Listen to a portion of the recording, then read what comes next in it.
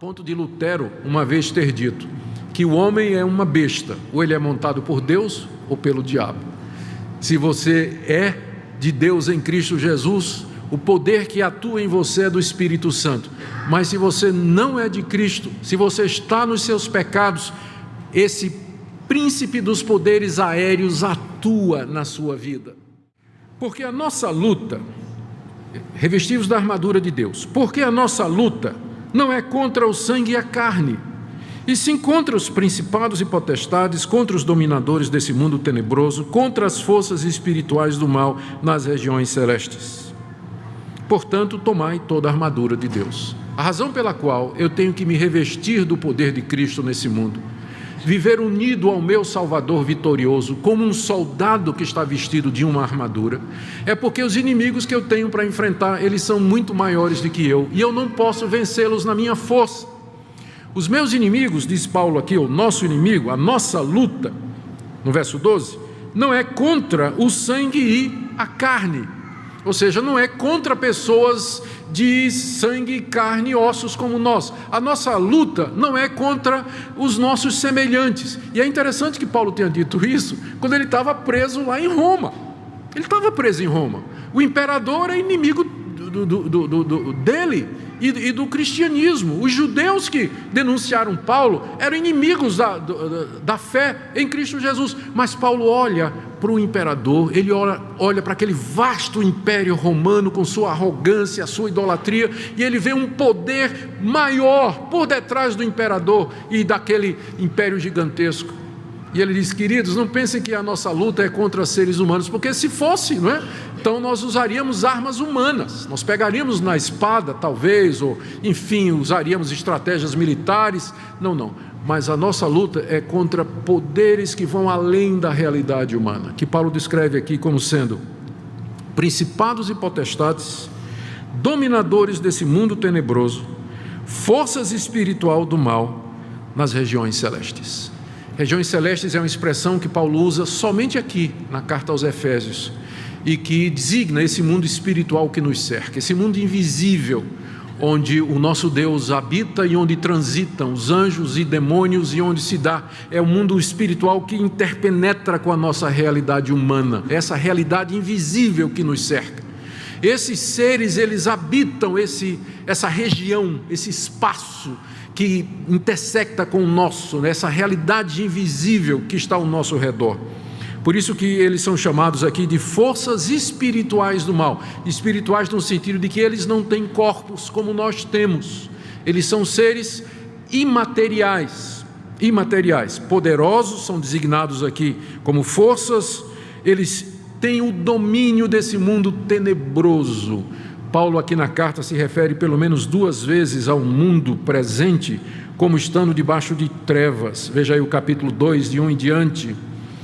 Ele vos deu vida, estando vós mortos nos vossos delitos e pecados, nos quais andastes outrora, segundo o curso desse mundo, segundo o príncipe da potestade do ar, ou seja, o príncipe dos poderes aéreos ou invisíveis, o espírito que agora atua nos filhos da desobediência. Paulo já tinha se referido ao diabo na carta, dizendo que ele é esse espírito, ele é o príncipe dos poderes aéreos que atua nos filhos da desobediência. É interessante que logo no capítulo anterior, no capítulo 1, ele falou do Espírito Santo atuando nos filhos de Deus, mediante Jesus Cristo. E agora ele fala do diabo atuando nos filhos da desobediência, que são aqueles incrédulos, aqueles que estão nos seus pecados e que não se arrependeram ainda, mediante a fé em Jesus, para serem salvos e perdoados. A ponto de Lutero uma vez ter dito que o homem é uma besta, ou ele é montado por Deus ou pelo diabo. Se você é de Deus em Cristo Jesus, o poder que atua em você é do Espírito Santo. Mas se você não é de Cristo, se você está nos seus pecados, esse príncipe dos poderes aéreos atua na sua vida. E diz ele aqui, não é, que escraviza segundo as inclinações da carne e dos pensamentos. Mais adiante, no capítulo 4, o apóstolo Paulo diz: que a gente não deve andar como andam os gentios, aqueles que não creem no Senhor Jesus, na vaidade dos seus pensamentos, obscurecidos do entendimento, alheios à vida de Deus por causa da ignorância em que vivem, pela dureza do coração, e que se tornaram insensíveis e se entregaram à dissolução para cometer toda a sorte de impureza. Ou seja, essa humanidade sem Deus, a humanidade que virou as costas para Deus, cega, surda, que não quer ouvir a Deus, andando na teimosia do seu coração, esses poderes governam essas pessoas, atuam nestas pessoas, iludindo, aumentando ainda mais as trevas do coração delas, encaminhando-as para falsos deuses, provocando a idolatria, levando-as a uma vida dissoluta, até que finalmente essas pessoas serão levadas à condenação eterna, ao juízo de Deus no inferno,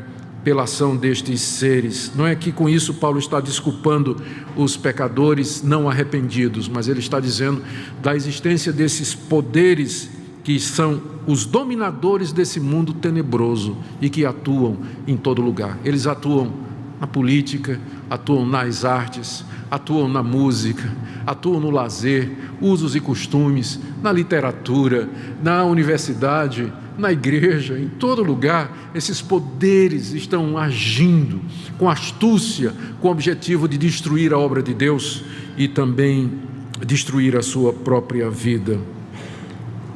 Essa é a razão pela qual nós temos de tomar a armadura de Deus. Ainda no verso 13, Paulo repete: portanto, ou seja, à luz da realidade dos nossos inimigos, tomai toda a armadura de Deus. E ele diz: para que possais resistir no dia mau. O que é o dia mau? Paulo já havia dito aqui que todos os dias são maus. Veja lá no verso 16 do capítulo 5: remindo o tempo, porque os dias são maus. Mas dentre os dias maus, tem uns que são piores do que os outros. Todos os dias são maus. Ou seja, é assim que Paulo descreve a nossa vida aqui nesse mundo. Dias são maus porque nós estamos nessa realidade marcada pelo pecado, onde o sofrimento existe, onde a incompreensão existe, a violência contra seres humanos, a falta de amor, enfim, tantas coisas, doença, dor e sofrimento. Os dias são maus e sempre serão maus, mas há dias que são piores do que outros. Paulo parece estar se referindo ao fato de que Satanás concentra os seus esforços nas pessoas em determinados períodos. Ou seja, nós sempre estamos sendo tentados de uma forma ou de outra, mas parece que tem dia que o diabo vem com toda a cavalaria. Você lembra de dias assim na sua vida? Que parece que ele resolveu marcar você. Quer dizer, talvez você já tenha uma presunção muito grande você pensar que o diabo veio pessoalmente tentar você. Ele deve estar tentando John Piper, John MacArthur, esse pessoal. Para nós ele manda um demônio de terceira escala, alguma coisa assim, não é? Então é muita pretensão sua pensar que Satanás em pessoa está tentando você. Ele está tentando esse pessoal lá. Mas, porque ele não é onipresente, né? Satanás não é onipresente, ele não está em todo lugar ao mesmo tempo. Mas ou ele ou uma secla dele, parece que concentra. Tem dia que você tem a impressão que todas as forças do inferno se levantaram contra você. Aquela confusão mental, aquelas trevas, aquela angústia. E esse dia, na verdade, ele pode durar semanas, pode durar meses, pode durar anos até, em que você está sob profunda opressão, angústia, dificuldade, tentação. Eu uso como ilustração um período que eu acho que foi o dia mau da minha vida. Eu já tive vários, mas esse aqui foi quando nós estávamos na Holanda. Eu estava estudando para terminar o meu doutorado, estava com a Minka e com as crianças, e o professor que era o meu orientador lá na Holanda, ele era um ateu. Ele era um ateu, não acreditava em nada. E quando ele soube que eu estava vindo da Universidade de Westminster, nos Estados Unidos, que é uma universidade muito conservadora, ele resolveu acabar com a minha fé. E aí, como ele estava me orientando, ele passou então uma lista de livros que eu tinha que ler. E aí você imagina tudo quanto é de ateu e liberal que eu tive que ler durante 1 ano e meio para poder fazer trabalhos para esse professor. Eu comecei a ler, e olha que eu já era um crente maduro, já era professor, já era pastor, já tinha dado aula no seminário, era um crente maduro já. Comecei a ler. E comecei a ler. E, gente, de repente, eu comecei a perceber alguma coerência, né? Que aquele pessoal estava dizendo, e aí, de repente, a dúvida começa a entrar no coração. Será que é verdade o que esse pessoal está dizendo? Né? E aí entrou dúvida no meu coração, a ponto de que eu comecei a questionar a própria existência de Deus. E aquilo me paralisou. Quando eu me ajoelhava para orar, eu não conseguia orar. Não conseguia orar porque eu não tinha certeza de que tinha gente do outro lado me escutando.